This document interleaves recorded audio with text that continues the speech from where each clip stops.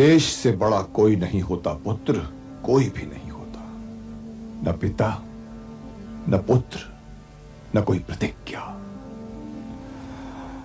मेरी प्रतिज्ञा मुझे अपने देश के हितों से दूर करती चली गई, और अपनी उस प्रतिज्ञा को फिर भी मैं छाती से लगाए रहा और अपने देश को सर्वनाश के मार्ग की ओर जाने देखता रहा। अपनी प्रतिज्ञा के प्रति मेरी निष्ठा मुझे देशद्रोह के मार्ग पर ले गई है पुत्र, देशद्रोह के मार्ग पर। बाणों की इस शैया पर लेटा ये एक देशद्रोही है।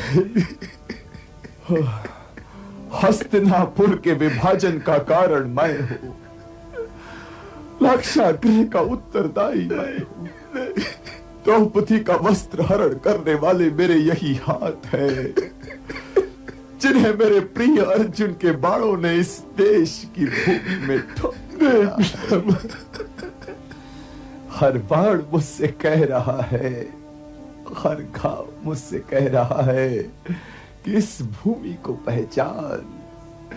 हे गंगा पुत्र देवव्रत, अपनी इस भूमि को पहचान। अपने पिता की छवि के लिए तूने इसे छोड़ दिया। हे पुत्र, मैं वो क्षत्रिय हूं जो अपनी प्रतिज्ञा का दास बनकर जिया। मेरे साथ मेरी मातृभूमि के अपमान का यह अध्याय भी समाप्त हो जाएगा। हे पुत्र, मेरे इन श्वेत वस्त्रों पर कहीं न कहीं मेरे अहम का धब्बा लगा हुआ है, जिसे पश्चाताप का कोई आंसू नहीं पोंछ सकता। इसलिए हे पुत्र, तुम भी कभी ऐसी प्रतिज्ञा ना करना जो कटार बनकर तुम्हें काट कर अपने देश से अलग कर दे।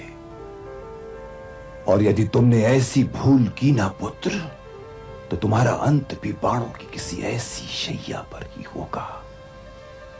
क्योंकि जब जब कोई देवव्रत देश के हितों का मार्ग रोक कर खड़ा होगा, तब तब उसे बाणों की शैया पर लिटाने के लिए कोई न कोई अर्जुन अवश्य सामने आएगा।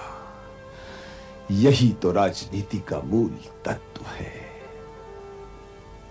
हे पुत्र, देश के हितों से बढ़कर तो राजा का हित और कोई हो ही नहीं सकता। और पुत्र, यदि तुम्हें यह दिखाई दे कि तुम्हारा ऐसा कोई हित है, तो समझ लो कि तुम भी राजधर्म से भटक गए हो।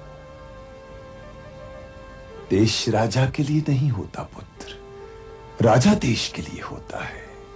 और वो राजा कभी अपने देश के लिए शुभ नहीं होता पुत्र, जो अपने देश के आर्थिक और सामाजिक रोगों के लिए अपने अतीत को उत्तरदायी ठहराकर संतुष्ट हो जाए। यदि अतीत ने तुम्हें एक निर्बल आर्थिक और सामाजिक ढांचा दिया है, तो उसे सुधारो, उसे बदलो पुत्र। क्योंकि अतीत तो यूं भी वर्तमान की कसौटी पर कभी खरा नहीं उतर सकता। क्योंकि यदि अतीत स्वस्थ होता और उसमें देश को प्रगति के मार्ग की ओर ले जाने की शक्ति होती, तो फिर परिवर्तन ही क्यों होता। पर एक बात और अच्छी तरह से सुन लो पुत्र, किसी समाज की कुशलता की सही कसौटी यही है कि वहां नारी जाति का मान होता है या उसका अपमान किया जाता है। देश की सीमा माता के वस्त्र की भांति आदरणीय है।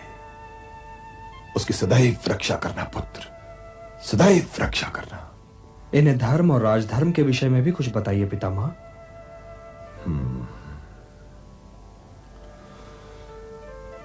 धर्म विधियों या औपचारिकताओं का अधीन नहीं है पुत्र युधिष्ठिर। धर्म अपने कर्तव्यों और दूसरों के अधिकारों के संतुलन का नाम है। इसलिए धर्म का पालन अवश्य करो पुत्र। राजधर्म भी यही है, किंतु राजा का दायित्व नागरिक के दायित्व से कहीं अधिक होता है।